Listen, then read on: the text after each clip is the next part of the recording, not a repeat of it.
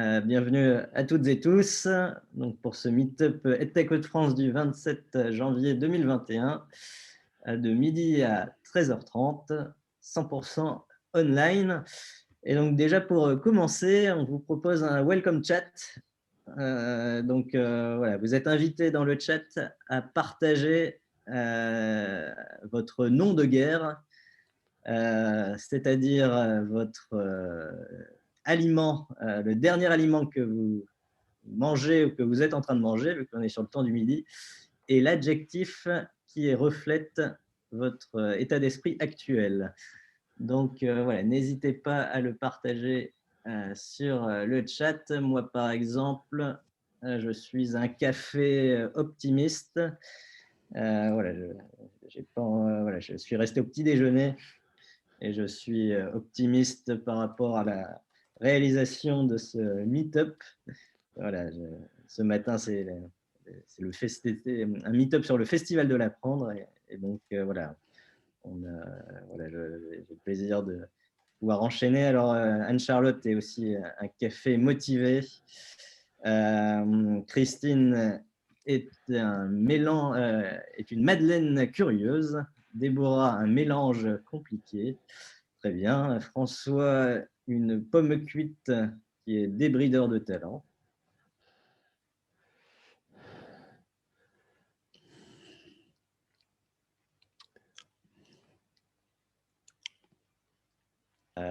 Pourquoi tu as mis désolé, Olivier?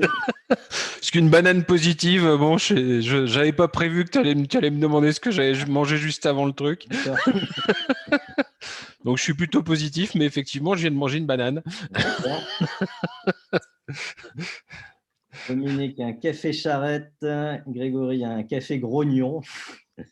Christophe, un pamplemousse scrupuleux. Très bien. Philippe, le café banane, le classique. Café joyeux pour Mathilde. Ah, Jean-Baptiste est une knacky crevée. Bon, on espère que le meet-up va permettre de décrever la knacky. Décrever. Ranimer la knacky, je préfère.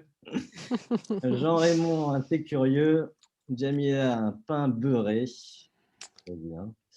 Alexis, une pomme pote poire, pomme curieuse. Mathieu, un sandwich patate. Très bien. Et Frédéric, des spaghettis carbonara optimistes. Eh ben, on aura tout vu. Merci en tout cas pour ce premier partage de ce meet-up. Voilà, déjà pour commencer, on voulait vous souhaiter en tout cas une belle année 2021 et surtout une année reliée, c'est-à-dire que voilà, si vous avez lu nos vœux, hein, mais que voilà, on est divers et variés. Hein, il y en a qui viennent d'écoles, d'autres d'entreprises, de start-up, d'associations, d'organisations autour du monde du travail, de la formation professionnelle, de l'éducation. Et donc, nos diversités nous inspirent, nos différences nous augmentent et nos liens, en tout cas, nous unissent. Nous sommes un, nous sommes là le hub EdTech Hauts-de-France. Et donc, en 2021, nous vous souhaitons de créer encore plus de liens, en tout cas ensemble, et c'est l'objectif de ces meet-up afin de donner du sens à la EdTech en Hauts-de-France, dans notre région. Le programme d'aujourd'hui, donc on va faire une introduction et vous donner quelques news de l'association. Puis nous enchaînerons sur la présentation de la nouvelle déléguée générale d'EdTech France, Anne-Charlotte, qui a le plaisir d'être avec nous aujourd'hui. Également une présentation de Skill & You et du lab Banca, le nouveau lab innové en formation en région. Et puis nous aurons également un atelier participatif autour d'un World Café et voilà, des restitutions et une conclusion. Ah oui, c'est le selfie time. Alors, je ne sais pas si Cécilia a pu déjà nous rejoindre. On va vérifier ça. Cécilia, elle a un problème de... Ouais, elle n'a pas le lien. Oui, visiblement, Cécilia n'arrive pas à nous rejoindre. D'accord. Et vous pouvez lui envoyer le lien? Alors, Bon. Si vous voulez, on va passer, et puis le temps qu'elle nous rejoigne, quand elle sera là, elle peut nous faire un petit coucou pour le selfie time. Cécilia, c'est la spécialiste du selfie. C'est elle qui nous permet de faire des selfies en virtuel et en physique quand on se regroupe un meet-up. Et Cécilia est de l'association et du Voices. Pour rappel, en tout cas, de notre mission EdTech Hauts-de-France, hein, pour ceux qui ne le sauraient pas encore, notre objectif, c'est de développer un territoire apprenant et inclusif, capable de préparer son futur et donc de faire des Hauts-de-France une terre remarquable d'innovation pédagogique et numérique, avec voilà, des valeurs que l'on partage entre membres autour de la culture entrepreneuriale, de la réciprocité, de la vision sociale des EdTech, l'ambition forcément territoriale, et puis le tout dans une ambiance conviviale, caractéristique des ch'tis, sans prise de tête en tout cas, de faire les choses sans prendre, de faire des choses sérieuses sans trop se j'ai pas de prendre son. au sérieux. Qui n'a pas de son? C'est quelqu'un qu'on entend en tout cas. C'est quelqu'un qu'on entend, mais qui nous... voilà, sachez que voilà, les meet-ups sont disponibles en replay, hein. Vous pouvez retrouver le dernier meet-up sur YouTube, hein, sur notre chaîne YouTube EdTech Hauts-de-France, hein. Donc, si vous avez manqué les derniers meet-up, sachez également qu'on a eu l'occasion de faire un podcast, un premier podcast avec l'AFEN, qui est une association autour notamment de la formation professionnelle et notamment la radio qui s'appelle Format Radio, que vous pourrez aussi retrouver, hein, qui présente un peu plus en détail les enjeux de notre association par voilà, Stéphane Diebold. Bienvenue également aux nouveaux membres, hein, qui nous ont rejoints depuis le mois de décembre. Alors, attendez, le partage. Hop. Donc, vous avez par exemple Bismart Edu, qui est une classe préparatoire scientifique à distance, Webforce 3, qui est un centre de formation dans le domaine du numérique, Simplon, que vous connaissez aussi certainement, un organisme de formation sur le numérique inclusif, le Chiffre, qui est un organisme de formation, et CFA, qui forme au métier du numérique à distance, l'ARO-FESEP, qui est un réseau d'organismes de formation d'éducation permanente, hein, qui regroupe une trentaine d'associations de coopératives de l'économie sociale et solidaire, et avec qui on travaille au niveau régional sur les enjeux de formation professionnelle. Le Cube by EIC, qui est un nouveau tiers-lieu d'éducation, d'apprentissage, d'échange, de rencontres, de découvertes, qui est un lieu ouvert, en tout cas, pour notamment transformer le monde, et notamment dans l'enseignement secondaire. Donc, le Cube, c'est basé à Tourcoing. Et c'est un nouveau tiers-lieu qu'on aura certainement l'occasion de visiter, j'espère, à une prochaine meet-up, voilà, par l'ensemble scolaire EIC. Nous avons également l'entreprise Corneille qui nous a rejoint, et donc on a une représentante aussi parmi nous aujourd'hui. Et voilà, Corneille développe une application pour l'apprentissage je pense que c'est de la lecture sous forme d'une app. Si c'est voilà, Marianne, n'hésite pas à me corriger. C'est bien ça. C'est bien ça, voilà. Et Merci. puis, voilà, on a une nouvelle entreprise qui s'appelle Babao, qui est basée à Valenciennes et qui développe un jeu vidéo sur le développement personnel de l'enfant, avec une approche liée aux neurosciences. Et donc, il y a voilà, un tout nouveau membre. Voilà, donc bienvenue à ces nouveaux membres. Et donc, ça augmente notre chiffre de membres. On est plus d'une trentaine maintenant en Hauts-de-France, à la fois des adhérents d'EdTech France qui sont automatiquement adhérents au niveau régional, et puis des adhérents locaux, où vous avez la liste ici.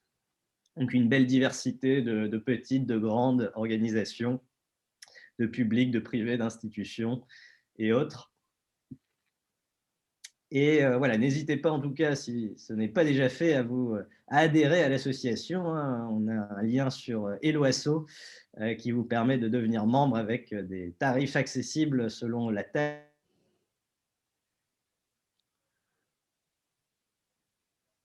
vous inscrire et soutenir l'association. Donc, voilà, n'hésitez pas à aller voir sur Hello Asso. Également des partenariats prometteurs voilà, qui sont en cours, notamment une signature avec Euratechnologie qui est premier partenaire pour nous soutenir et avec un projet d'incubateur EdTech, HRTech en région là, qui se constitue. Les Belges d'Angarca avec qui on va faire bientôt un événement en avril, voilà, soit en virtuel, soit en physique, mais voilà, qui est un incubateur et un hub européen autour des EdTech à Courtrai. L'Université de Lille, la région Hauts-de-France, bien entendu, French Tech, le réseau French Tech Lille, la pleine image sur les industries créatives et numériques, et notamment sur le contenu des tech, l'école de communication EFAP qui nous a soutenus pour le lancement avec des étudiants de l'EFAP, le département du Nord, son service éducation, et puis bien entendu EdTech France, notre association mère au niveau national. Alors voilà, une nouvelle gouvernance nationale, en tout cas c'était la nouvelle je pense que c'était en septembre, en tout cas du début de l'année, avec un nouveau bureau et une nouvelle déléguée générale. Donc on a le plaisir d'accueillir Anne-Charlotte qui est parmi nous. Donc voilà, je peux te laisser quelques minutes, Anne-Charlotte, pour te présenter, peut-être présenter les news de EdTech France et voilà, nous faire un petit coucou de Paris, France où tu es basé. Et oui, malheureusement, je suis à Paris. Merci Chris de m'accueillir et surtout merci de réunir autant de monde sur une pause déj. Il n'y a pas tout le monde qui arrive à faire ça, donc bravo à toi. Je suis ravie de rencontrer la team Nord. Donc moi, j'ai rejoint EdTech France il y a 1 mois et demi maintenant, soutenu par un board de 9 personnes qui sont donc des entrepreneurs élus parmi les 300 membres EdTech France. Parmi ce board, il y en a 2 qui faisaient déjà partie du nouveau bureau. Donc, il y a une continuité qui est bien assurée. Et le reste, ce sont des nouveaux membres. Et donc, ce bureau est réélu tous les 2 ans. Et moi, je suis la seule permanente à la tête d'EdTech France. Et aujourd'hui, pour les news, on a dépassé la barre des 300 membres, notamment grâce à certains acteurs du Nord. Donc, merci à vous. Et on a une quarantaine de partenaires. Donc, les gros défis pour 2021, c'est réussir à structurer une offre de service qui soit assez organisée pour les 300 membres, parce qu'en 2 ans, on est passé d'une petite vingtaine à cette masse d'entrepreneurs que l'on a aujourd'hui. Accentuer les synergies avec les partenaires, donc qui sont des universités, des business schools, des gros corporates, des médias, et des acteurs publics, donc essayer de proposer un maximum d'appels d'offres ou de sourcing parmi nos membres. Et après, il y a bien sûr toute l'organisation des temps forts sur 2021 qui prend pas mal de temps vu que les salons hésitent entre virtuel et physique. Et l'année 2021 en termes d'événements se conclut par l'exposition de Dubaï où EdTech France a été mandaté pour représenter l'éducation pendant les 2 semaines dédiées à l'éducation en décembre. Donc là, encore une fois, on vous fera circuler des propositions pour ceux qui souhaitent venir participer à tout ça.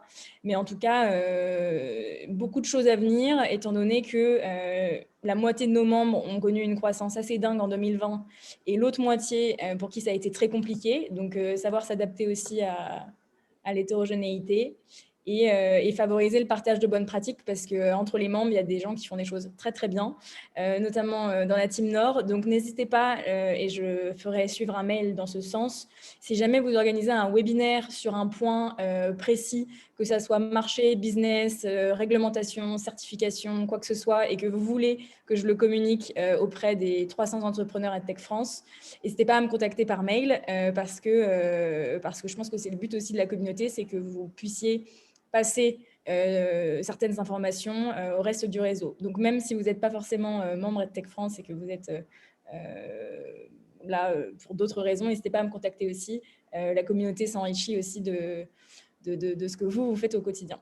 Donc voilà, en tout cas, je suis ravie. Et pour mon parcours personnel, et après je m'arrête de parler, Chris, promis, je suis diplômée de Sciences Po en finance. J'ai travaillé dans la tech, mais pas l'EdTech, chez Criteo. au siège européen. Et ensuite, j'ai enseigné en Seine-Saint-Denis en collège prioritaire. Donc, je ne suis pas entrepreneuse, mais j'ai à la fois vu ce qui se passait dans les établissements scolaires et vu ce qui se passait dans les grands groupes tech à l'international. Donc voilà, et en tout cas 100% à votre dispo. Et j'étais à Lyon la semaine dernière pour rencontrer les entrepreneurs d'EdTech Lyon, et dès que c'est possible, je serais ravie de venir faire une petite tournée nordique, et j'espère que je pourrai venir dans vos locaux. Et je fais parvenir mon mail exactement dans le chat, que ce soit pour ma présence à des événements ou vous, si vous avez besoin de relier quelque chose auprès du réseau EdTech France, avec grand plaisir. Voilà, c'est tout. Et si vous avez des questions, bien sûr, je prends. Alors, Cécilia demande, est-ce que tu aimes la bière? La bière, j'adore la bière, j'adore les frites et j'adore parler sans masque. Donc, je pense que je serais bien accueillie. Mais bon, on t'accueille avec grand plaisir. C'est la seule condition. Non, mais c'est très sérieux, et dès que c'est possible, je viendrai et je vous préviendrai. Comme ça, j'essaierai de me faire un petit planning sur une semaine. Voilà. Ah, parfait. Cécilia, c'est le selfie time. Time. Cool. Alors, on a combien? On a 2 pages. OK. Donc, alors bonjour à tous. Alors, pour ceux qui ont... il y a plein de têtes connues, c'est trop sympa. Ça fait plaisir. Non, mais comme on ne voit pas grand monde en ce moment, moi, je vois plein de monde. Là, je suis trop contente, quoi. Il ne faut pas grand-chose. Hein. Alors, du coup, pour ceux qui ont l'habitude, donc voilà, je suis réputée comme étant Madame Selfie. Donc, j'ai une réputation à tenir. Donc là, il va y avoir 2 selfies, puisque 2 petites pages. Donc, si pour l'occasion du selfie, vous voulez bien mettre votre caméra, aucune obligation, évidemment. Donc, voilà. Alors, la photographe va compter de 1 à 3. Muy complicado en espagnol. Cuidado. 1, 2, 3. Voilà pour la première. Et on refait un beau sourire aussi pour la deuxième, puisque vous ne savez pas sur quelle page vous êtes. Donc, vous êtes obligé de sourire. Et voilà, c'est bon. Merci. C'est dans la boîte. Merci à vous. Merci Cécilia pour ce selfie time qui nous permettra de partager à d'autres cet élan d'enthousiasme des EdTech sur les réseaux. Voilà, pour continuer la présentation. Hop, voilà. Ouais, sachez qu'en tout cas, nous faisons partie d'une galaxie et d'une famille EdTech au niveau national, avec l'apparition de nouveaux, non pas des nouveaux clusters, mais de nouveaux hubs régionaux. Donc, nous avons EdTech Grand Ouest qui nous a soutenus à notre lancement, EdTech Normandie également qui est en train voilà, qui est aussi lancé, EdTech Lyon qui existait, ainsi qu'Educasur, le SPN à Bordeaux aussi, voilà, avec qui nous sommes en lien, et voilà, aussi un petit nouveau aussi, EdTech Occitanie. Donc il y a en tout cas, ça bouillonne au niveau national. Sachez également qu'il y a une coordination, en tout cas des organisations régionales, qui est en train de se constituer avec Yannick, le coprésident, voilà, qui nous encourage à justement mutualiser nos pratiques et de pouvoir échanger sur les bonnes pratiques qu'on peut mener à l'échelle régionale pour voilà, mieux nous coordonner, en tout cas échanger à l'échelle nationale. Sachez également que le 28 janvier, donc c'est demain, a lieu le lancement de EdTech Sud avec Synergie Family. Donc voilà, n'hésitez pas à les rejoindre pour voilà, voir éclore également un nouveau cluster, en tout cas un nouveau hub au niveau de Marseille.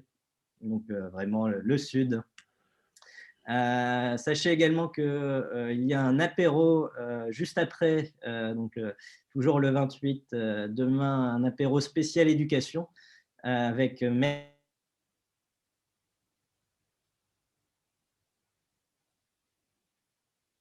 acteurs de l'éducation, et donc une visio voilà, de networking et d'échanges, de partage de conseils, d'obstacles, de freins, de réalisation. Donc, n'hésitez pas à les rejoindre. Il y a déjà plus d'une 70 participants. Enfin, en tout cas, c'est une grosse communauté. Et donc, vous pouvez aussi y accéder en ligne demain après l'apéro EdTech Sud. Également, sachez que nous sommes aussi dans le cadre du Festival de l'Apprendre, qui est un festival jusque dimanche et qui promeut l'apprenance, donc plus largement l'éducation autrement. Et voilà, il y a plus de 80 événements webinaires à travers la France. Ce matin, on en a animé un sur l'école de la créativité. Il y en a également sur les tiers-lieux, il y a aussi le côté numérique, mais voilà, c'est plus large que les EdTech. Et voilà, sachez que si le sujet vous intéresse, allez sur Festival de l'Apprendre. Voilà, c'est en lien avec l'UNESCO, avec le Centre de recherche interdisciplinaire, le CRI, et pour fêter également l'acte d'apprendre. Également, un appel à projet qu'on a détecté, un appel à participation du lycée Up Ressources, qui est un appel à projet pour enrichir l'offre de ressources numériques de la région Île-de-France à destination des lycéens et de leurs enseignants. Et donc, il y a un appel à participation qui a lieu actuellement pour des ressources notamment disciplinaires permettant l'apprentissage en autonomie, les ressources d'accompagnement éducatif ou culturel ou des ressources favorisant la créativité et ou le développement de savoir-être. Donc voilà, vous pouvez regarder aussi de ce côté si votre offre pourrait correspondre. Également, nous est proposé le référencement à l'UGAP, l'UGAP qui est alors je ne sais plus ce que ça veut dire exactement, mais c'est l'Union pour les achats publics. Voilà, si vous développez une plateforme en licence ou une solution logicielle payante, vous pouvez proposer aussi via EdTech France votre solution. En tout cas, la deadline, on avait noté le 28 janvier, donc il ne faut pas trop tarder. Mais ça pourrait nous permettre, sur certaines petites solutions EdTech, de pouvoir intégrer ce grand catalogue qui peut être facilitateur pour les achats publics.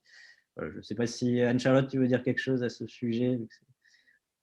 Oui, complètement. C'est une campagne qui a été dédiée expressément par la DNE et l'UGAP pour les entrepreneurs EdTech. Après, il faut savoir que pour être référencé à l'UGAP, il y a un certain nombre de critères assez restrictifs à l'entrée. Mais un webinaire a été organisé par un membre EdTech France. Je peux vous forwarder les slides pour ceux que ça intéresse. Et l'UGAP va organiser un webinaire de son côté pour préciser les modalités d'inscription, sachant que là, il y a une campagne qui se clôture cette semaine, mais il va y en avoir une deuxième. Donc, prenez peut-être le temps aussi de vous renseigner et de réfléchir à la contrainte qui pourrait émaner de cette démarche. Et il va y avoir une autre campagne qui arrivera sans doute en septembre prochain. Donc voilà, donc en tout cas à disposition sur ce sujet, et c'est à la fois une opportunité parce que ça permet d'aller chercher des marchés publics, mais il y a des critères précis qui font que tout le monde ne peut pas forcément rentrer à l'UGAP, et c'est pas non plus si grave parce que c'est pas, en effet, c'est pas la solution miracle. Donc voilà, mais c'est une opportunité, mais pas que. Je nuançais juste ça. Merci pour cette précision. Des opportunités à saisir. Également, on a notre vice-président Olivier qui a assisté au COTEC, comité technique du contrat de branche professionnel numéro 9, le 14 janvier dernier avec la région Hauts-de-France. Est-ce que tu veux en dire un mot, Olivier, sur ce... Oui, tout à fait. Donc, c'était un peu la réunion de rentrée, entre guillemets, même si on avait eu une précédente. Et surtout pour l'occasion pour la région de présenter l'offre d'un prestataire qui, je crois, est représenté par Christine Mascara, une entreprise qui s'appelle Business,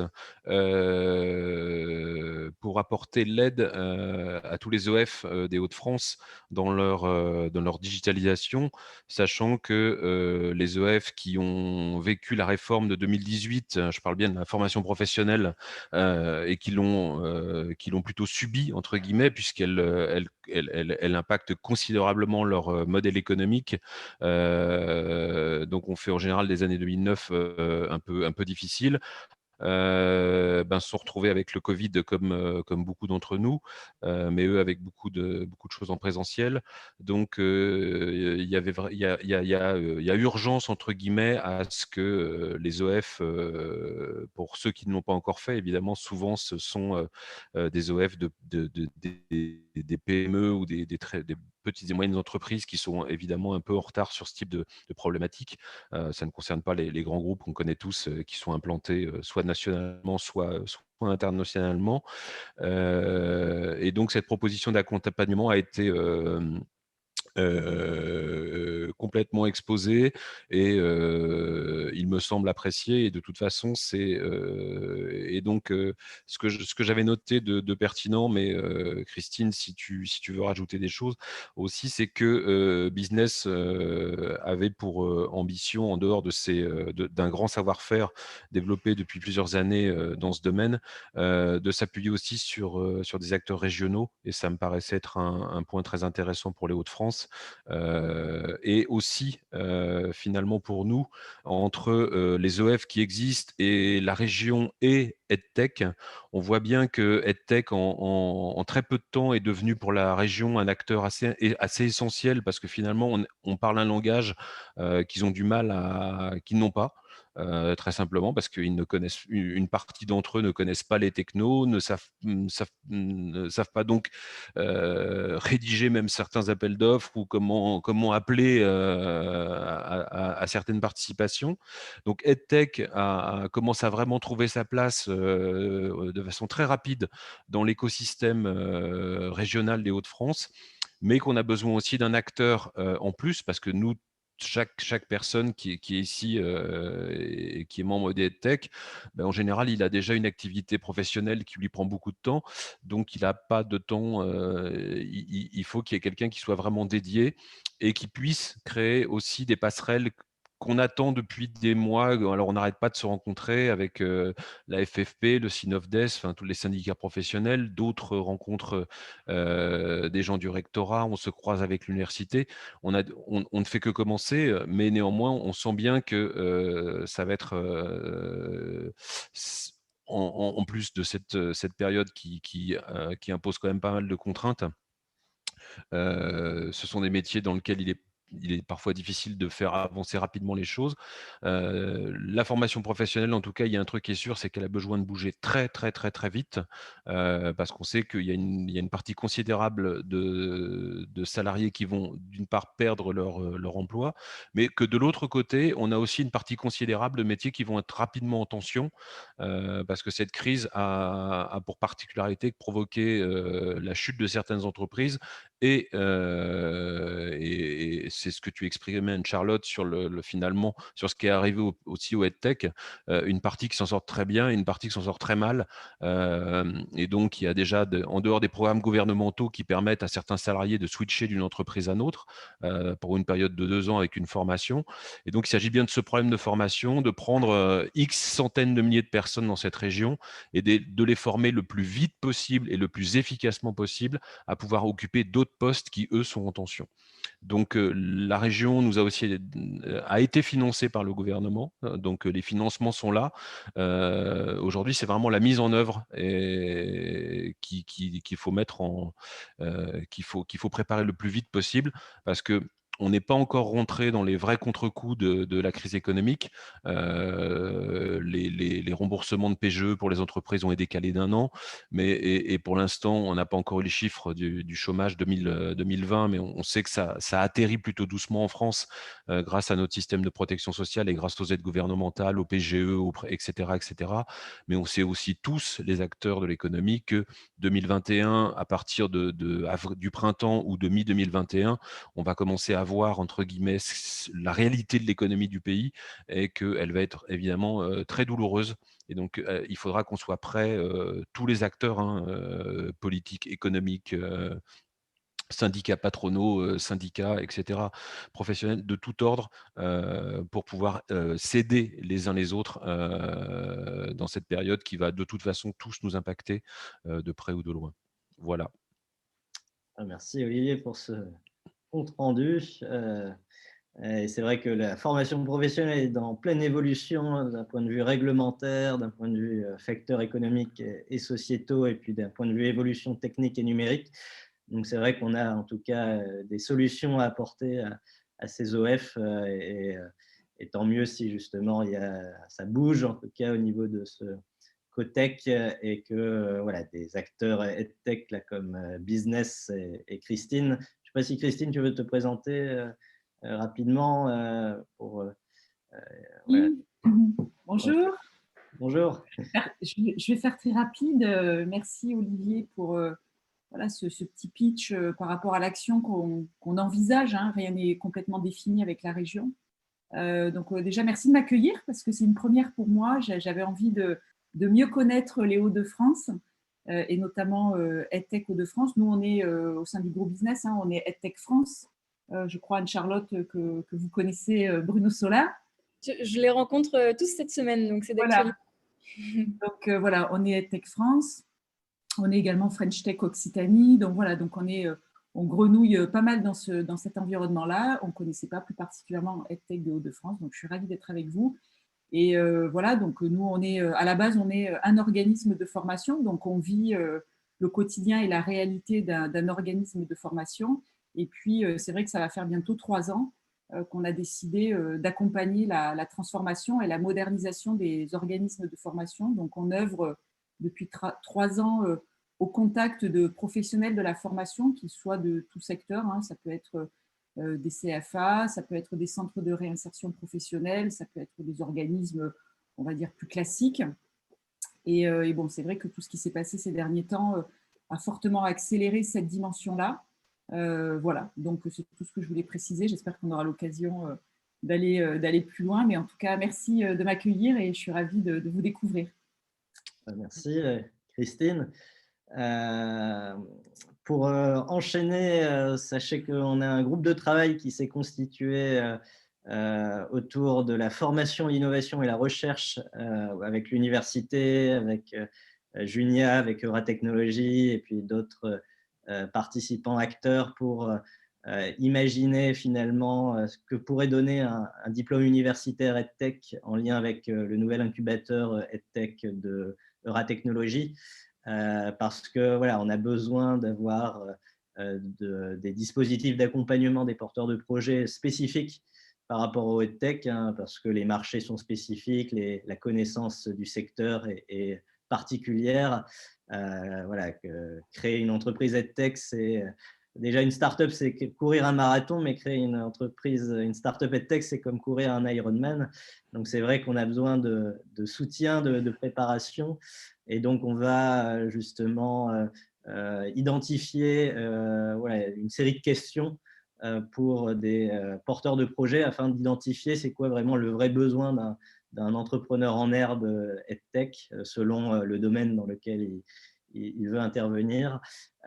Et donc, voilà, on a ce groupe de travail, en tout cas, c'est constitué et se revoit le 12 février à midi. Donc, si ça vous intéresse, n'hésitez pas à nous faire signe pour vous ajouter dans l'invitation. Et donc, voilà, on travaille sur…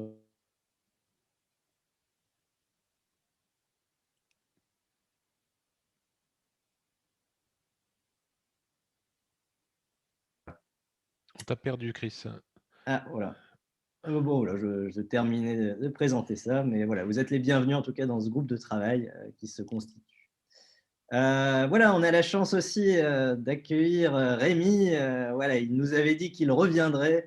Il est revenu, et notamment à Valenciennes. Exactement. Bonjour Rémi.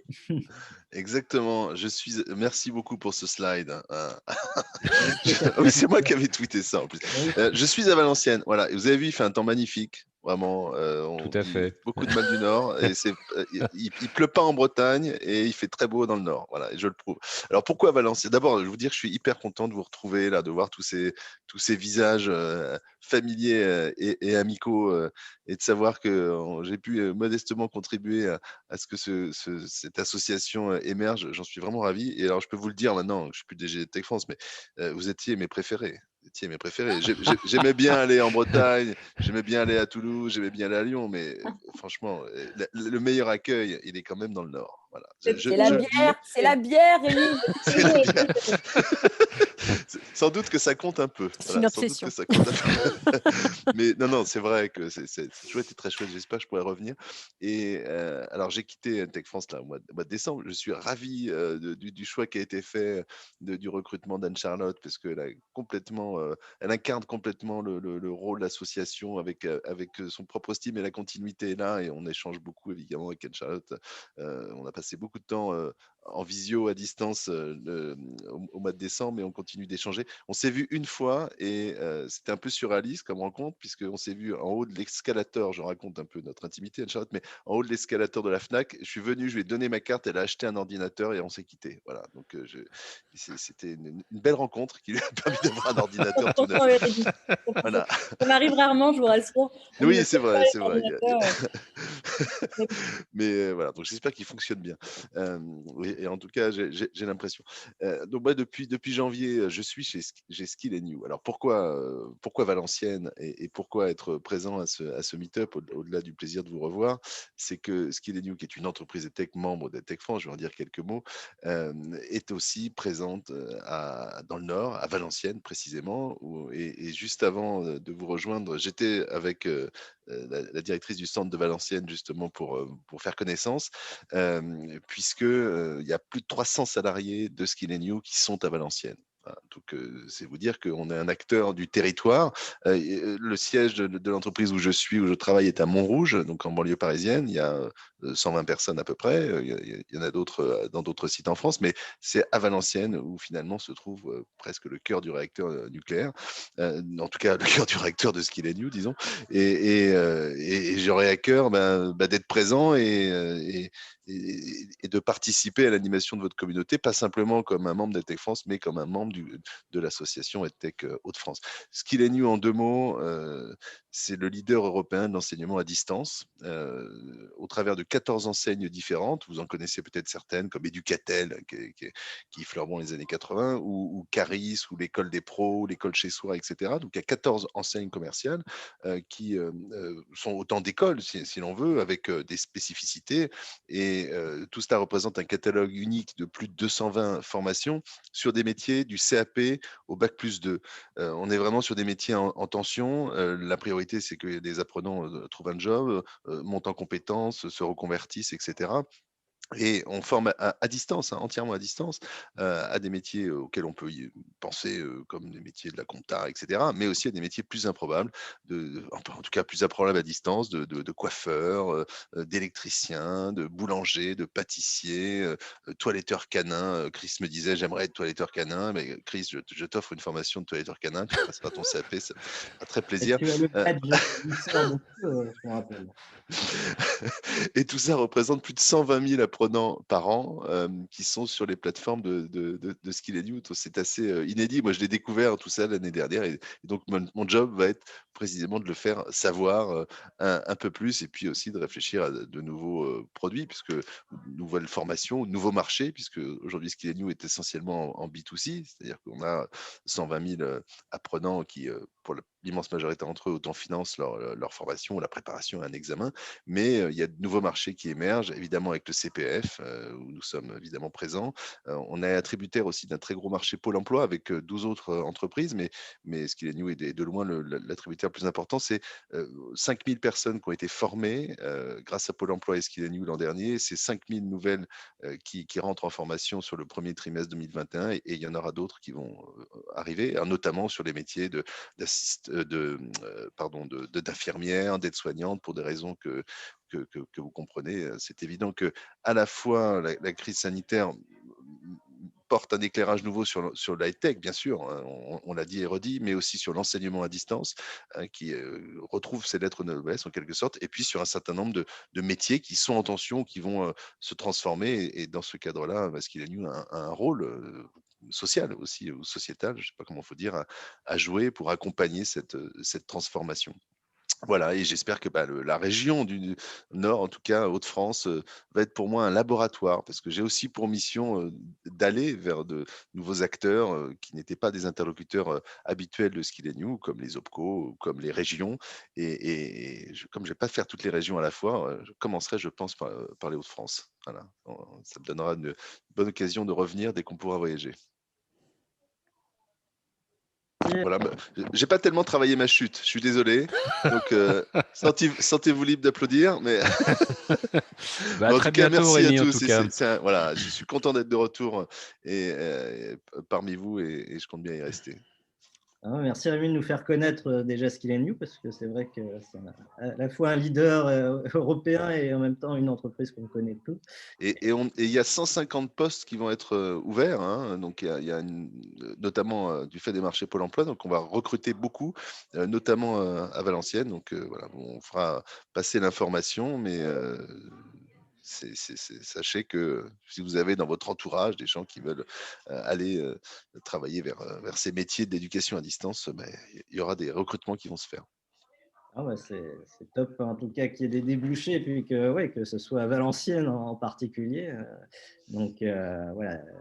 Voilà, et puis un beau patrimoine également. Donc en tout cas, on est heureux de te revoir, et puis de te compter ensuite parmi nous pour la suite des aventures de EdTech Hauts-de-France. Voilà, on est très heureux de te revoir. Voilà, je t'ai mis un peu la petite dédicace de compétences en lissage de cheveux. Oui, ah oui, c'est vrai, j'avais oublié ça, mais c'est un truc peut-être que le CAP coiffeur, c'est moi qui vais le passer, parce qu'effectivement, sur LinkedIn, je suis, je pense, sur l'ensemble du réseau à l'échelle mondiale, celui qui a le plus de recommandations en lissage de cheveux. C'est ça. C'est vrai. C'est vrai.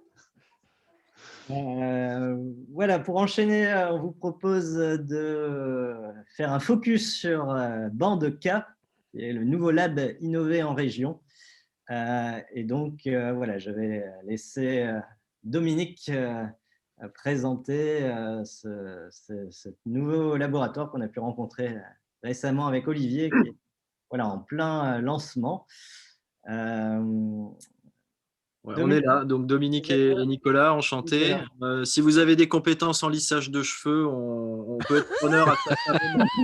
Voilà, c'est un problème du quotidien, du matin. Non, merci, c'est vrai, on s'est rencontrés très récemment, et voilà, vous nous avez proposé de venir nous présenter et vous présenter cet objet Bandka à cette occasion, parce que au-delà un petit peu de partager un champ commun, un champ d'investigation commun qui est la formation professionnelle continue. On partage dans ce que vous avez présenté une forme de philosophie d'action autour de la création de communautés apprenantes qui s'enrichissent. Et voilà, ça fait partie aussi de notre essence. Pour résumer l'objet Bandka qui est habillé comme une structure, mais qui n'en est pas vraiment une, voilà, on dirait que c'est plutôt une dynamique de type laboratoire d'innovation, et qui se donne pour ambition à l'échelle du territoire des Hauts-de-France de permettre et de favoriser une transformation durable des pratiques des acteurs de la formation. Donc voilà, cette dynamique-là, pour avoir une transformation dans son ensemble, elle s'adresse à l'ensemble des acteurs de la chaîne de production d'une action de formation, les organismes bien évidemment, les réseaux d'accompagnement, les OPCO, les développeurs de solutions, les entreprises, notamment sous l'angle de la formation en situation de travail qui intervient. Donc voilà, l'ensemble de ces acteurs-là. Et sur l'ensemble des dimensions de la transformation. Pas uniquement centré sur les pratiques pédagogiques, mais sur la transformation systémique dont le contexte structurel et conjoncturel que vous avez évoqué précédemment, sur lesquels je vais parvenir, vient impacter. Donc, on s'intéresse aux questions de stratégie, de modèle économique, d'organisation interne, de gestes et de posture métier. Voilà, l'ensemble des dimensions de la transformation. Et donc, au cœur de ces modalités-là, on a une variété d'actions, mais qui ne sont pas prédéfinies, c'est-à-dire on a une vision de l'innovation comme un processus, c'est-à-dire on prend les projets, on prend les porteurs de là où ils sont, territorialement, de là où ils partent en termes de thématiques, d'offres, là où ils se situent par rapport à des objets thématiques, que ce soit la formation en situation de travail, les questions de digitalisation, qui sont aussi des objets communs dont on pourra échanger aujourd'hui ou ultérieurement. Donc voilà, permettre, susciter des nouvelles idées, des nouveaux projets. Et puisqu'on est une dynamique de laboratoire d'innovation, c'est pas uniquement d'être sur l'action de transformation, mais c'est aussi de comprendre comment cette transformation se joue et sur l'ensemble de ces dimensions. C'est là que la notion de laboratoire, elle prend son sens, et on n'est pas uniquement sur l'action de transformation, mais comment elle se joue, comment elle se construit, comment on peut retenir les éléments saillants pour de nouveau avoir un cycle comme ça où les enseignements qu'on tire viennent générer de nouvelles idées, viennent opérer un saut qualitatif dans les projets qui sont réalisés, et un saut quantitatif. Donc voilà un petit peu la dynamique Banca résumée très succinctement. C'est une dynamique, alors peut-être pour vous apporter des précisions au-delà de qu'est-ce qu'on fait, comment on le fait, des précisions sur qui on est. C'est un projet qui s'est structuré autour de 3 partenaires pour couvrir l'ensemble de ces dimensions de la transformation, tant du point de vue des pratiques que des organisations internes, que des questions stratégiques et de modèles économiques. Donc ça s'est structuré autour de l'ARACT, à laquelle Dominique et moi appartenons, donc centré sur les transformations du travail, un gros travail sur les questions numériques en formation, sur l'action de formation en situation de travail, puisque le réseau ANACT y avait participé.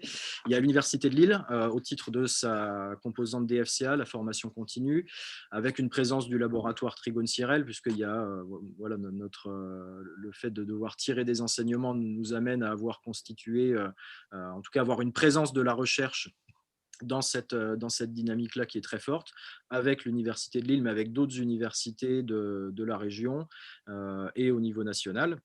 C'est-à-dire que la recherche vient, par ses connaissances, nourrir des porteurs de projets pour stimuler, impulser de nouvelles idées, mais la recherche s'appuie sur ces porteurs-là pour tirer de nouveaux enseignements et les réinjecter.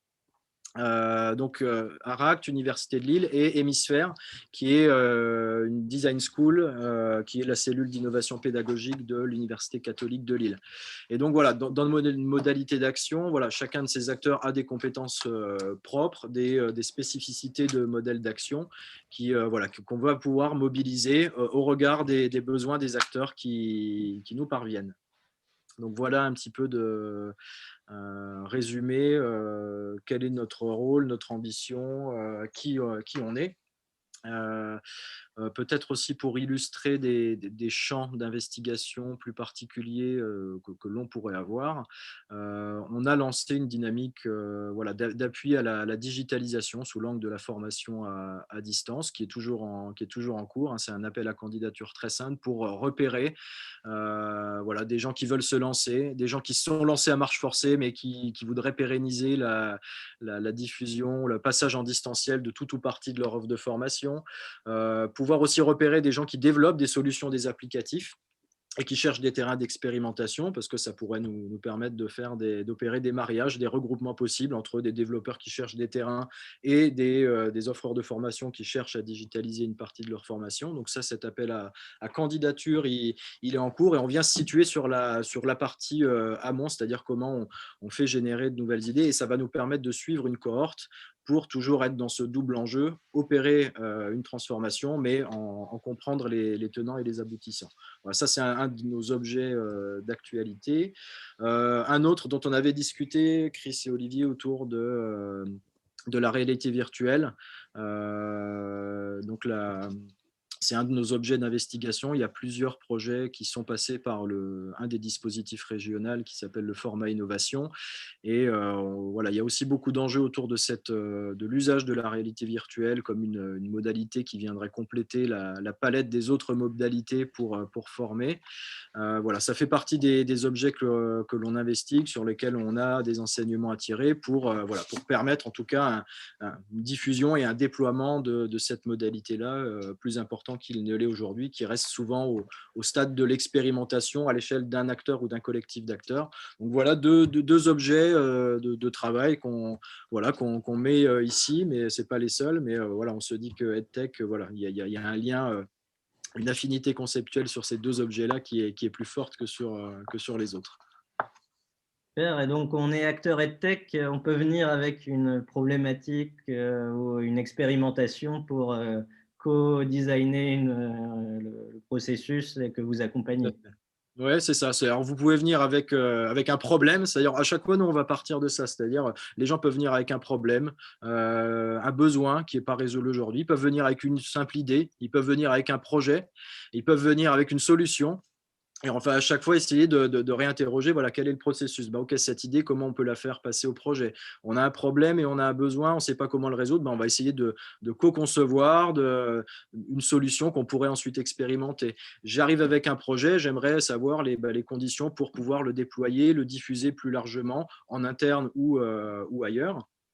J'ai une solution, j'aimerais trouver des terrains d'expérimentation, savoir si ça fonctionne, comment elle fonctionne, qu'est-ce qu'on en retire. Voilà, on peut à chaque fois avoir un cheminement et un réseau de dérivation qui nous permet de répondre un peu à tout. C'est-à-dire, on n'a pas de clé d'entrée, justement, à part, c'est-à-dire on prend tout, il n'y a pas de mauvais projet en soi, mais à chaque fois, à quel besoin il est censé répondre, comment on observe ces transformations, à quelle expertise, quelles ressources on peut nous mobiliser pour tenter d'apporter une réponse à ces questions-là. Très bien. Merci en tout cas pour ce partage. Et donc, voilà, Nicolas et Dominique de l'ARACT et Bandeca. Voilà, vous pouvez merci à vous. Les informations ici sur le slide et puis voilà, dans le chat. J'ai vu qu'il y avait un partage déjà de sites. Donc voilà, le laboratoire innové en formation en région. Voilà, on va enchaîner, on a pris un peu de retard sur le Word Café. Le Word Café, c'est une technique d'intelligence collective où on va faire 3 tables, 3 salles. Une salle sur l'éducation en ligne, donc plutôt pour les jeunes et les enfants. Deuxième salle, l'enseignement supérieur. Troisième salle, formation professionnelle, donc les 3 dimensions EdTech. Et la question qu'on va se poser, c'est comment engager son public d'apprenants lors d'une classe virtuelle, d'une formation en ligne ou d'un webinar. Donc, première salle, comment je peux impliquer mes élèves dans une classe virtuelle. Deuxième salle, comment je peux impliquer mes étudiants dans une formation, en tout cas une classe en ligne. Et troisième salle, comment je mobilise mes apprenants, notamment adultes, lors d'une formation en ligne. On va faire non pas 3 rounds, mais 2 rounds de à peu près 10-15 minutes. Plutôt 10 minutes, je pense, vu le timing. Et l'idée, c'est, voilà, premier round, brainstorm, et on va vous communiquer le lien Jamboard qui nous permet justement de centraliser les idées. Et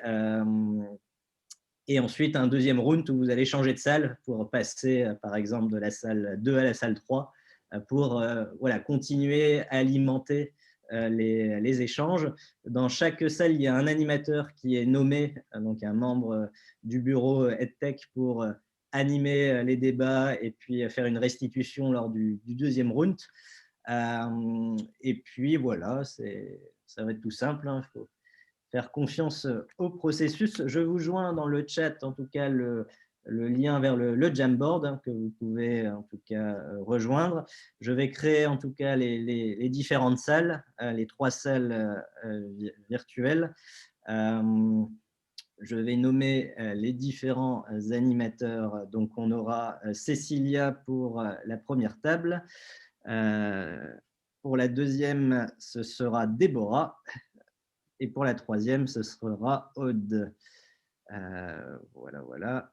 Donc, j'ouvre les salles et puis voilà, on se dit à tout à l'heure, peut-être dans 20 minutes. On va faire 2 rounds de 10 minutes pour la restitution en équipe. Voilà, à tout de suite. Et puis, voilà, partagez bien sur ces sujets. Voilà, les salles sont ouvertes, donc vous pouvez...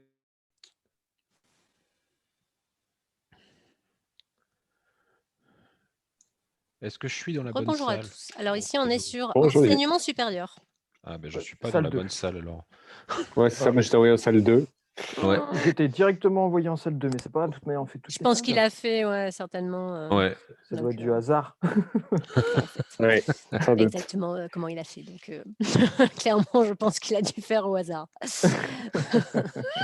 Attends, peut-être juste un tout petit peu, mais je pense que là, ça doit être à peu près bon. Donc, l'idée, c'est ça, c'est d'échanger les bonnes pratiques. Donc, là, ici, on est sur tout ce qui est enseignement supérieur. L'idée, c'est de faire aussi, si vous n'êtes pas dans l'enseignement supérieur, de au moins pouvoir partager. Alors, je ne sais pas si vous avez eu le lien, peut-être vous le repartagez ici. Jamboard. Alors.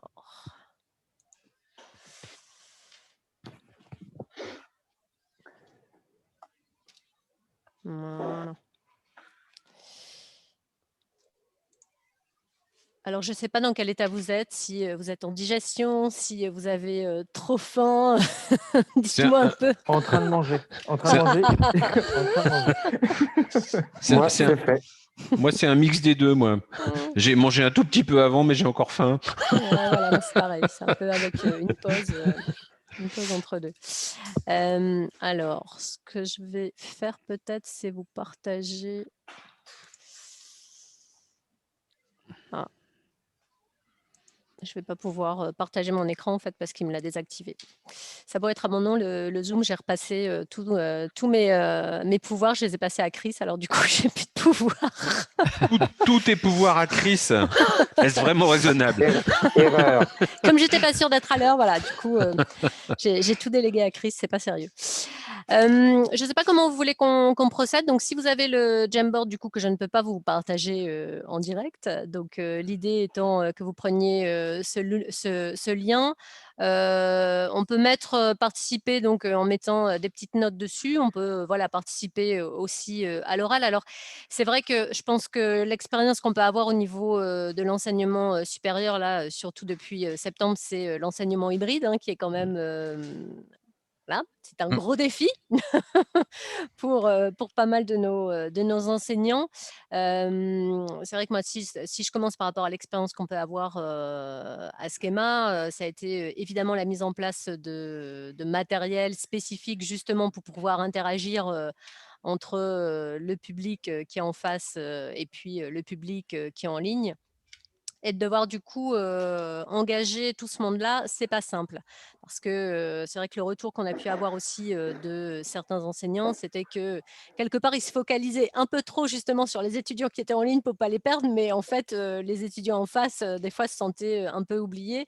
Donc voilà, il y a eu tout ça qui n'a pas été simple. Donc c'est vrai qu'après, il y avait différentes façons de faire sur, par exemple, partager des lectures ou des visionnages de vidéos, voilà, pour pouvoir ensuite en discuter et pouvoir justement engager les étudiants. Et puis après, évidemment, l'utilisation d'outils spécifiques comme du WooClap ou ce genre d'outils. Donc voilà un peu nous ce que je peux vous... désolée, mais j'entends ma voix en écho. Donc du coup, voilà ce que je peux déjà vous proposer moi par rapport à l'expérience qu'on a pu avoir. Donc je vous laisse la parole. Eh ben moi, Olivier, donc c'est vrai que je parle souvent de formation professionnelle et je suis fortement impliqué, mais je suis également enseignant dans le second degré, dans le groupe Educom, où j'enseigne dans plusieurs de leurs écoles, dont l'ISCOM, EPAC, etc. L'enjeu a été vraiment alors, on a eu la chance de revoir un peu les étudiants, donc, mais j'ai aussi récupéré des classes avec des étudiants que je n'avais jamais vus. Et il y a vraiment des enjeux qui sont péripédagogiques, entre guillemets, de comment capter l'attention d'un groupe d'étudiants et surtout comment la maintenir, avec en fait des plages horaires qui n'ont pas été adaptées par les écoles. Et donc, pour vous donner un exemple, j'avais un cours vendredi dernier de 16h à 19h avec 46 étudiants. Donc, on voit bien ce que ça peut donner. Et donc, il est évident, et ça, c'est des choses… Moi, je fais partie de professeurs avec lesquels on a redécoupé nos cours. On a redécoupé nos cours en très fortes séquences et je m'inspire toujours. Moi, j'ai bossé dans l'audiovisuel, le marketing et la pub. Et quand on construit une série télé ou un film, notamment à Hollywood, il y a des séquences d'un certain nombre de minutes où il y a un début d'action et puis l'acmé de l'action et puis on repart. Et en fait, j'ai redécoupé mes cours avec des cycles comme ça, de 10 minutes, un quart d'heure, jamais plus, quitte à changer de sujet extrêmement brutalement pour rattraper l'attention des élèves. Et aussi, évidemment, beaucoup de documentation. Et puis, que des petits modules d'un quart d'heure avec des pauses. Et ce qui fait qu'aujourd'hui, avec des 5e années, on arrive aujourd'hui à avoir des résultats qui sont équivalents en termes d'apprentissage. On le voit par les travaux qui ont été rendus, les derniers partiels, des résultats équivalents à du présentiel, même si la problématique, par contre, reste toujours là, et ça, c'est le virtuel, il n'y a aucune solution pour ça, c'est de capter le langage non verbal, c'est-à-dire cet étudiant qui décroche très légèrement, cet étudiant à qui manque un tout petit peu de savoir, et puis la rapidité de passage d'un groupe à un autre qu'on fait en présentiel. Donc, je trouve qu'il y a… Quand on s'organise bien et qu'on réécrit, on rescénarise complètement ses cours, finalement, alors c'est du temps de travail, hein, c'est très clair, mais on arrive à avoir de bons cours, des trucs tout bêtes. Hein. Moi, j'organise des concours pour allumer les caméras. J'ai des concours de chaque semaine différentes du fond d'écran derrière l'étudiant. C'est tout bête, c'est un peu du nudge, hein, c'est de la manipulation douce, mais grâce à ce concours, tous mes étudiants ouvrent la caméra parce que ça leur permet d'obtenir chez moi des bonus sur certains partiels ou certains rendus. Ils ne se rendent pas compte, mais du coup, ils sont très contents de bosser là-dessus et d'ouvrir leur caméra. Alors du coup, je n'ai pas besoin de leur demander de l'ouvrir. C'est des tas de petites choses comme ça où je vais souvent pêcher dans d'autres métiers que j'ai fait dans ma vie pour finalement c'est un média, hein. Moi, je travaille avec de la réalité virtuelle, c'est un média, la réalité augmentée, c'est un média, la télévision est un média, le cinéma en est un, et la visioconférence est un média. À partir du moment où je suis sur un outil qui diffuse du contenu, c'est un média. Donc, il faut réfléchir à ça, non pas comme oui, je transfère du savoir, mais à travers ce média et comment il fonctionne, qu'est-ce qu'il me permet de faire. Et ça, c'est fondamental. Et là, c'est vrai que, alors, professionnellement, j'ai aussi des clients historiquement aux États-Unis ou en Asie, donc la pratique de la visioconférence n'était pas non plus complètement inconnue. J'avais l'habitude en tout cas des outils, etc. Donc ça aide aussi. Hein. Il y a une partie des professeurs ou des enseignants qui ne connaissaient pas du tout ce type d'outils, même s'ils ne sont pas d'une complexité folle, les maîtriser un petit peu, ça peut être quand même pratique, surtout quand on fait des sous-groupes, des groupes, etc., quand il faut partager du contenu à certains moments ou quand il y a un petit bug. Donc voilà, je crois que malheureusement, ce qu'il a manqué, ce qu'on n'a pas pris le temps, alors qu'on ne l'ait pas fait au mois de mars, c'est assez logique, mais finalement, il manque toujours un espèce de guide constitué par les expériences, les best practices de plein de gens, parce qu'il y a des gens qui ne savent pas faire, qui n'ont pas d'idée, tout simplement parce que leur parcours professionnel ne les a pas amenés à ce type de pratique. Encore une fois, moi, pendant des années, j'ai écrit des films destinés à retenir l'attention des gens. J'ai écrit des publicités destinées à marquer l'esprit des gens. Donc, c'est des techniques marketing que j'ai appris. Et très clairement, j'utilise ces techniques marketing pour m'aider dans ma pédagogie. Voilà. Donc, c'est aussi des choses que j'essaie de partager parce que forcément, quelqu'un qui viendra d'un parcours plus direct de l'éducation nationale n'aura pas forcément ce réflexe. Au contraire, faire un rapport en général entre la publicité, le marketing et la pédagogie n'est pas très bien vu, ou en tout cas pas loin d'être logique, alors que le marketing, ça reste quoi ? Transférer un message à la bonne personne au bon moment. Et la pédagogie, c'est transférer un message à la bonne personne au bon moment. C'est exactement les mêmes objectifs, c'est pas du tout les mêmes moyens. Voilà. Merci. Bon, j'ai pris des notes pendant ce temps-là. C'est très gentil. Merci à Je toi. prends des notes aussi. Merci Déborah. J'ai une petite question, vous allez peut-être pouvoir m'aider, puisque je suis formateur en technologie sur un programme qui accompagne des jeunes en réinsertion professionnelle et aussi en échec complètement scolaire. Alors, je leur fais découvrir la métier du numérique par la compétence. Et justement, par rapport au confinement, j'en ai perdu quasiment la moitié, puisque c'est une population qui n'a pas le matériel à la maison. Oui. Et ça, je voulais savoir, est-ce que vous n'avez pas des petits tips ou des infos ou autres pour justement capter leur attention ou donner l'outil ou leur faire avoir des conseils pour obtenir cet outil, puisque tout le monde n'est pas outillé malheureusement. Et moi, j'ai constaté que j'ai eu, par exemple, sur la session, la deuxième, la première, j'ai perdu tout le monde. La deuxième, j'ai perdu 50%. La troisième, j'en ai perdu 30%. Est-ce que tu as essayé de les récupérer via leur smartphone? Alors, on a essayé de faire des WhatsApp, on a essayé de faire du Discord, mais ce qu'il y a, c'est qu'ils ne peuvent pas travailler parce que je leur apprends le code. Ah oui, d'accord. Ouais. Et alors, dès qu'ils essayent une tablette, on a essayé du Android, on a essayé du Apple, on a essayé pour ceux qui avaient un minimum d'outils. Je t'avouerai que sur ton iPhone, va coder une page web. Non, c'est vrai que pour du code, j'ai un bon copain, moi, qui donne des cours de code. C'est très compliqué. Attention, plus qu'une minute. Ça y est, allez Olivier. On va pas finir sur c'est très compliqué, quoi. Non, mais c'est possible. Oui, c'est possible. La preuve, moi, j'ai corrigé des cours sur mon téléphone, mais la correction, d'accord, mais pour faire cours, pour travailler, pour apprendre, c'est un peu plus compliqué. Et voilà, c'était pour ça ma question, parce que suite à ça, ça reste un média ou autre, mais du coup, c'était un peu compliqué de. Encore faut-il l'avoir, ce média, oui, avant de travailler correctement avec. Tout à fait. Et je ne sais pas si avec certains des élèves, justement, même en école sup, j'imagine qu'un grand nombre doivent l'avoir, mais pour ceux qui ne l'ont pas, malheureusement, comment ça se passe? C'est vrai que nous, à notre niveau, on a pu aussi donner la possibilité aux étudiants de venir sur nos campus, donc ils sont un peu partout en France, pour pouvoir bénéficier aussi des équipements qu'il y a sur place. Donc, c'était une des solutions.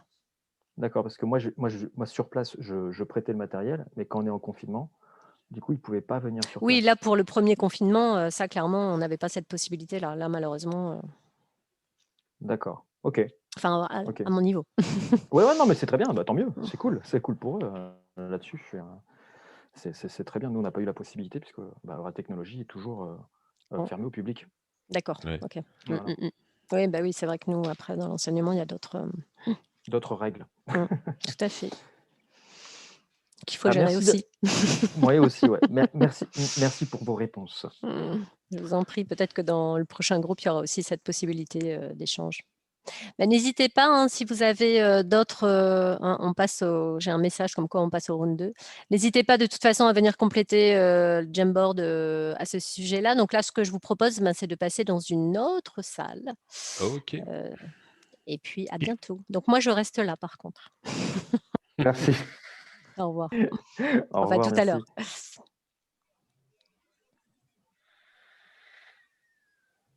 Et comment on passe d'une salle à l'autre? Normalement, en quittant cette salle-ci, vous devriez pouvoir récupérer une autre salle. D'accord. J'appuie sur le bouton alors. Merci. Ouais, vous allez revenir sur la salle principale.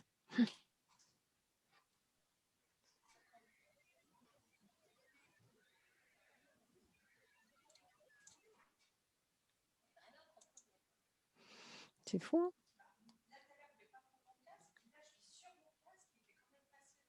hein? Bah oui, tu n'avais pas de problème.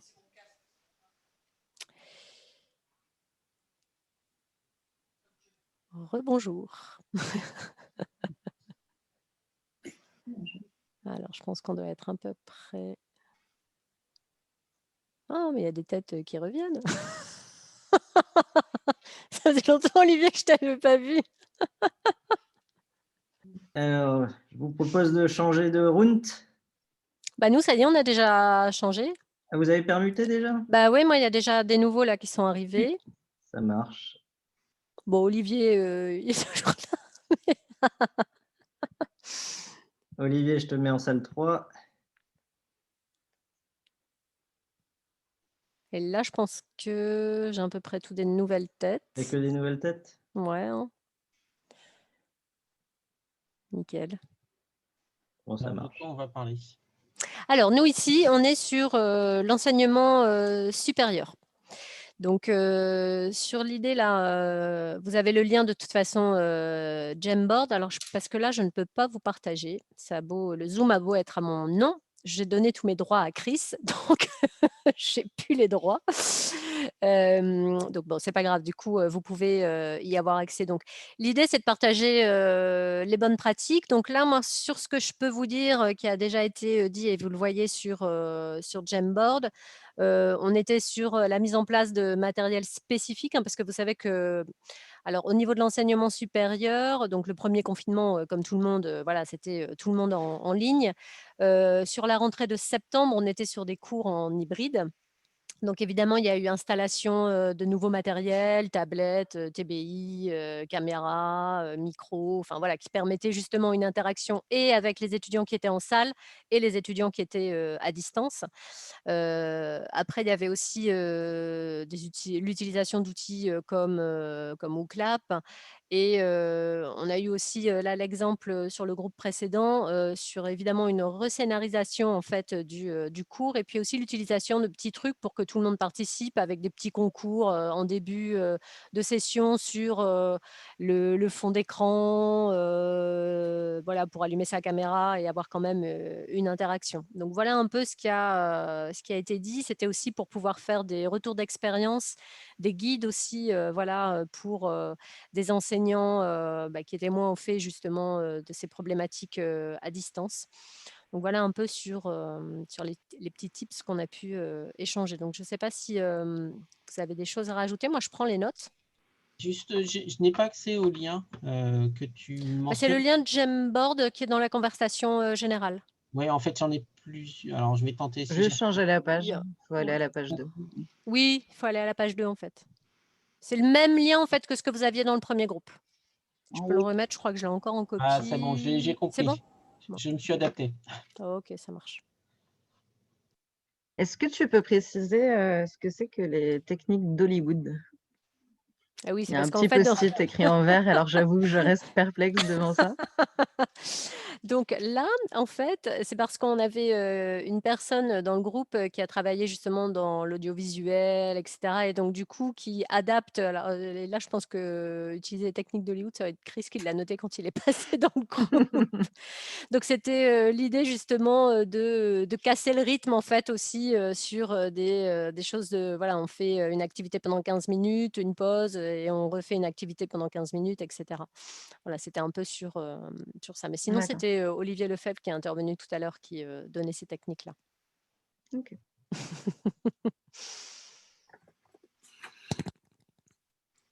Alors, je peux repartager ce que j'ai dit dans le groupe précédent, mais parce que ça peut aussi coller. J'ai testé récemment une plateforme qui s'appelle Gatherton. Je ne sais pas si ça te parle, non? Alors, je vais partager le lien. Moi, non. C'est très simple. C'est un système de visio, hein, mais sauf qu'en fait, on se déplace dans un jeu vidéo. Enfin, en tout cas, dans un univers. Ah, mais si, c'est pas ce qu'on avait testé, Karine, non? C'est pas ça encore. Ah. Mais ouais, c'est vraiment très bien. Moi, j'ai beaucoup aimé. C'était utilisé dans le cadre d'un hackathon. Alors, c'est gratuit jusqu'à 25 utilisateurs et après, il y a différentes formules. Mais c'est vraiment pas mal. Alors, ce qui est, il y a des fonctionnalités diverses dedans, mais notamment une qui est intéressante, c'est que si vous arrivez dans une pièce où il y a des tables, si vous asseyez, si certaines personnes s'assoient autour d'une table, eh bien, ils vont être en sous-groupe. Et automatiquement, ils seront en sous-groupe, en fait, entre les personnes assises autour de cette table. Donc c'est vraiment un peu comme ce qu'on avait testé aussi. Comment tu dis, Wonder? T'as pas ton micro? Non, il fonctionne pas du coup. Excusez-moi. En tout cas, voilà, c'était pas inintéressant. Ouais, l'outil qu'on avait vu, nous, c'était Wonder. On a commencé à le tester. Il faudrait qu'on le teste en plus Wonder comme Wonder Woman. C'est pareil. En fait, il y a les mêmes options qu'un Zoom ou un Teams, c'est-à-dire partage d'écran, etc. Sauf que là, c'est visuel. On peut créer différentes salles, comme dans Zoom, mais sauf que là, elles sont visuelles. Sur un écran, on voit toutes les salles et on peut se balader d'une salle à l'autre, voir qui est dans la salle. Et dès que notre petit bonhomme rentre dans la salle, on entend automatiquement les échanges et on participe aux échanges. Quand on sort, comme si vraiment on sortait d'une salle, on n'entend plus rien. Puis après, on peut s'envoyer des chats, s'interpeller d'une salle à l'autre, etc. Donc, je trouve que pour l'enseignant, faire le tour des salles. Bon, nous, on avait un petit peu peur, c'est au niveau de la bande passante, parce qu'on avait trouvé quelques petits. C'est un peu poussif pour quelquefois se balader d'une salle à l'autre, suivant la bande passante des gens. Ça peut peut-être être un petit peu. Mais en tout cas, dans l'idée, c'est à creuser ce type d'outil. Toi, tu étais sur un groupe de combien de participants, Christophe? On était 80 à peu près, parce que c'était un hackathon, donc il y avait du monde. Ouais, ok. Alors, D'accord. il y a une petite anecdote amusante, c'est que s'il y avait des gens qui se mettaient devant une porte à l'intérieur d'une pièce, et ben, ça empêchait les autres de rentrer. Donc, parce qu'il y avait une salle principale de conférence, ils demandaient aux gens de se pousser de la porte. Mm. Il y a les mêmes problèmes que dans la réalité, hein, finalement. Très bien. Bon. D'autres idées? Il y a des choses qu'on a dit tout à l'heure dans le premier groupe aussi, mais j'ai plus en tête. Ça, mais peut-être que ceux qui étaient là peuvent, s'ils se souviennent. Ça va le groupe 2? Ouais. C'est toi qui as mis la petite note utiliser les techniques d'Hollywood. Ah oui, c'est moi qui ai mis ça. Voilà. J'aimais bien. Ce que je vous propose, c'est de préparer la restitution. L'idée, c'est en 2-3 minutes d'expliquer ce qui s'est dit et que la contrainte qu'on vous donne, c'est de placer un mot improbable dans la restitution. Tin, tin, tin. Donc, je vais me rappeler mes années étudiantes, en fait. Voilà, c'est ça. C'est le petit défi. Yes. Donc, je vous laisse trouver qui restitue et quel mot vous souhaitez placer. Ça marche. Tout de suite, dans 2 minutes. Alors, le mot improbable. Baobab. Baobab. D'autres propositions? Pourquoi pas, hein. Alors, du coup... J'avais carabistouille, sinon. Ouais, on peut mettre un mot... c'est un mot spécifique du Nord ou pas? Je sais pas. Carabistoule. Avec l'accent. Il faut que tu arrives à le placer dans ta présentation. Eh ben ouais, c'est ça le défi. Non, ça me rappelle mes années étudiantes parce que je faisais du truc au téléphone là, pour d'accent à l'époque. Et dans nos réponses, il fallait qu'on place des mots improbables. Voilà. Donc j'avais lancé cette idée-là. Voilà. Donc je me la reprends en fait. Alors, est-ce qu'il y a des volontaires pour restituer? Je n'ai pas tout entendu, donc le petit souci. J'avoue que je ne me sens pas le mieux placé. Non, mais bon, je veux bien le faire. Moi, je prendrai moins de 2 minutes. Je suis très concise. Non, l'idée, c'est, moi, je veux bien restituer. Vous pouvez venir compléter, évidemment. Mais de toute façon, on est sur du 2 minutes. Donc, je pense que voilà, ce sera vite. C'est pas évident, mine de rien, de nous demander de restituer des choses qu'on n'a pas forcément discuté ensemble. Moi, c'est là où je trouve ça Bah oui, comme clairement. Mais exercice. bon, c'est parce que normalement, on devait aussi avoir plus de temps. Enfin, voilà, donc toujours voilà. cette problématique de temps. Mais bon. Mais du coup, je te soutiens. Hein, je me sens pas de le faire, mais merci. De te porter volontaire. Bon, alors, vous votez pour quel mot? Baobab ou carabistoule? Moi, je voulais te mettre un défi et de caler le mot Potchevlech, mais... Oula, Potchevlech. Mais voilà, après, c'est libre à toi de vouloir ou pas. Potchevlech. Hein. Ouais, mais voilà, il y a un outil qui s'appelle Potchevlech, justement. Bah ouais, pourquoi pas, hein, on peut le placer de cette façon-là. Hein. Donc voilà. Et il y a une belle expérience avec cet outil Potchevlech qui permet un mélange de différentes techniques. Voilà, c'est du blended. Surtout que ça représente assez bien ce qu'on fait, parce qu'on ne sait jamais trop ce qu'il y a dedans. Enfin, tu vois. Voilà. C'est ça, en fait. Et ça a d'ailleurs été développé par une EdTech du Nord. Et ben Bon, voilà, on a juste, trouvé. je reviens sur la question de départ. Comment engager ces étudiants? On a parlé tout à l'heure dans l'autre groupe de définir des rôles. Gardien du temps, celui qui facilite, celui qui prend les notes, qui s'occupe du chat. Mais je me disais qu'on pourrait aussi, par exemple, demander à des étudiants de créer des questions et de désigner, par exemple, d'avoir donc des questionneurs qui formalisent. Alors, tout le monde peut poser des questions et éventuellement, mais après, de faire un truc autour de... Il faut demander à quelqu'un. Récemment, j'ai fait une formation, je suis intervenu avec Isabelle Normand et elle donnait la parole à un étudiant et puis elle demandait, une fois qu'il avait terminé, de désigner la personne suivante à... Donc ça, c'est un moyen de ne pas soi-même désigner les gens, mais de... C'est comme quand on a une balle, par exemple, on demande de l'acheter à quelqu'un, c'est un peu la même idée. Je note.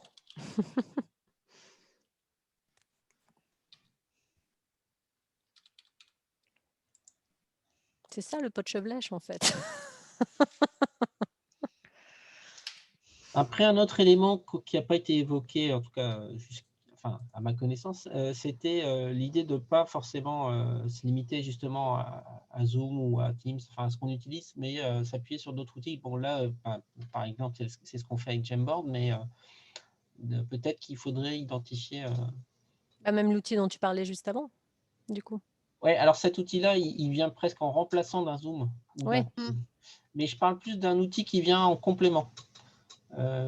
Pour faire un sondage, on utilise... Oui, style du WooClap ou des choses comme ça, quoi. Voilà, mais peut-être qu'au-delà de ça, déjà, il y a encore d'autres choses. Ah oui, Il y a des plateformes du style de Miro ou de Mural qui permettent de guider un peu mieux les aussi Padlet. à l'intérieur. Puis du coup, ça me fait penser que sur WooClap ou d'autres outils comme Klaxoon, etc., il y a aussi l'émulation, il y a les modes compétition aussi sur certains sujets, dans certains cours, qui peuvent être... voilà, ça, on sait qu'à chaque fois que nous, dans certaines présentations, on a mis la fonction, en tout cas, compétition, ça a plutôt assez bien fonctionné. De voir des équipes ou des étudiants à chaque question qui arrive premier. Est-ce qu'ils se dépassent? Est-ce que d'une question à l'autre, ça marche souvent assez bien, c'est une histoire d'émulation. Ça me fait penser que j'ai aussi utilisé Google Spreadsheet pour demander à des étudiants de choisir J'avais proposé des sujets et ils devaient voter en fait pour leur sujet favori. Donc chacun, c'était des groupes de 3, donc ils n'allaient pas répondre dans la même colonne et du coup ça permettait de créer des groupes en fonction de leur affinité. Voilà, c'était un retour d'expérience. Ok.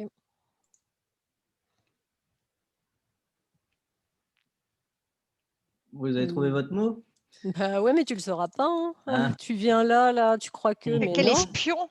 Ouais, c'est pour ça, d'un seul coup, tu vois, on te voit là, on se dit, on arrête là.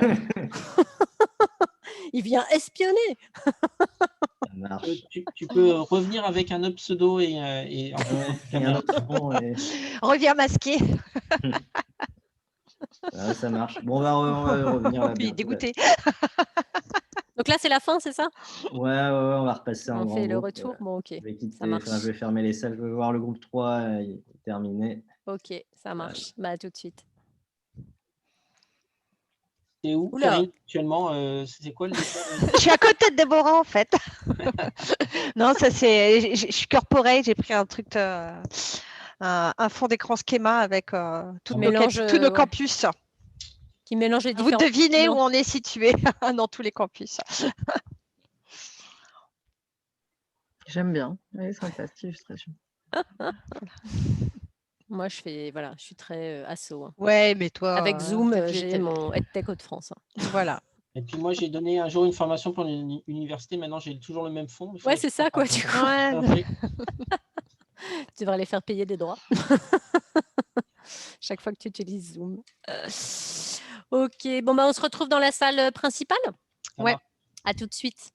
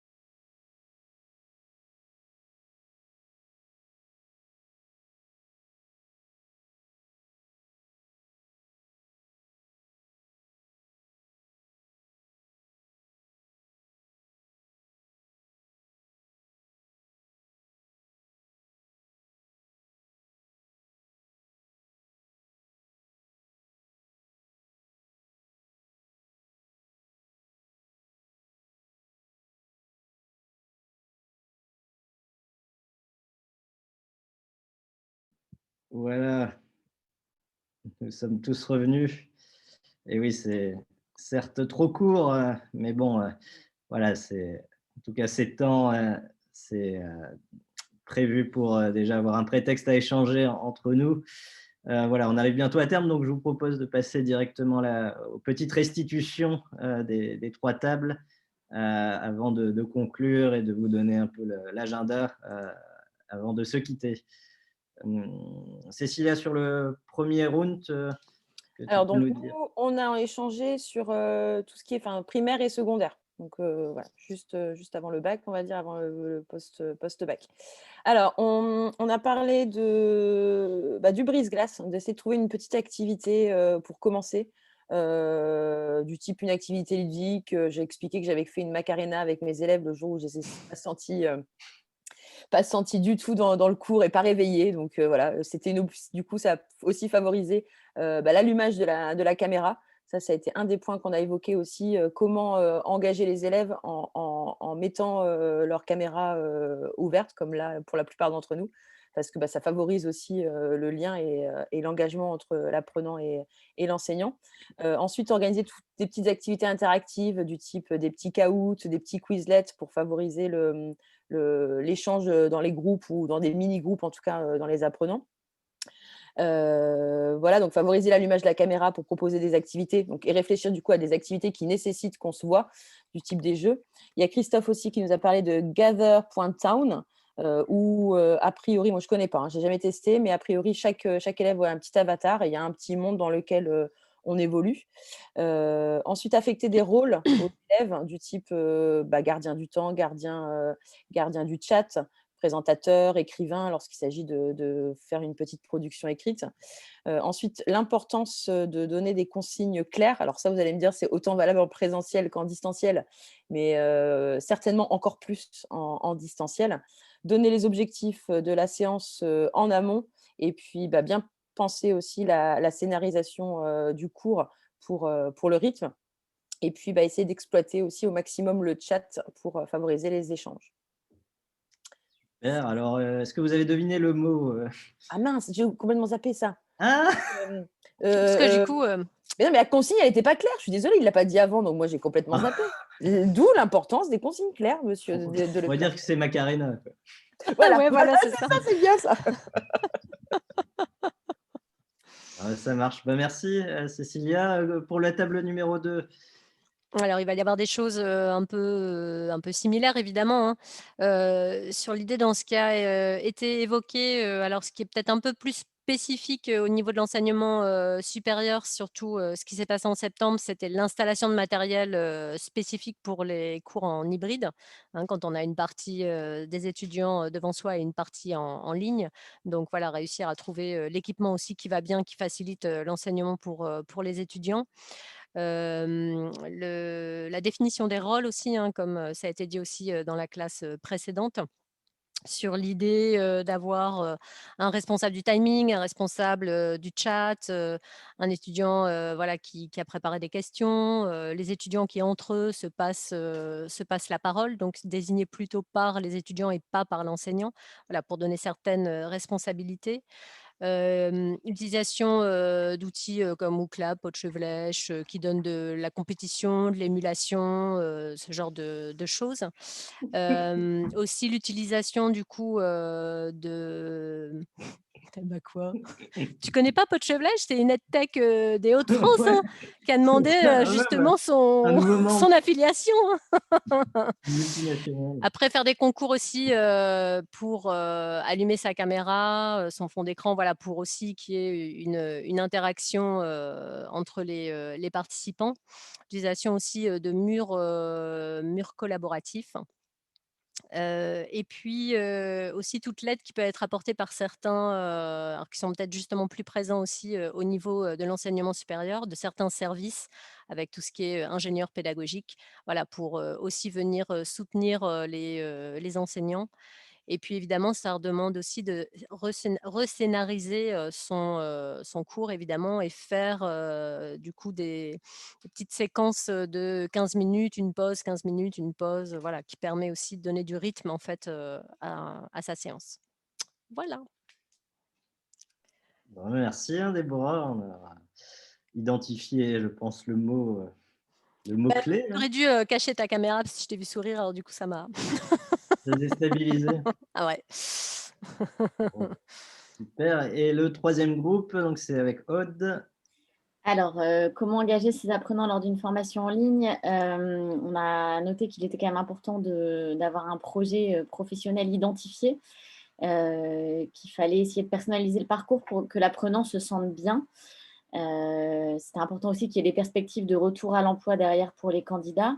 On a souligné aussi l'importance de garder un référent pédagogique, même en distanciel, puisqu'il a un rôle important en présentiel, mais voilà, ça reste une personne clé en général dans une formation.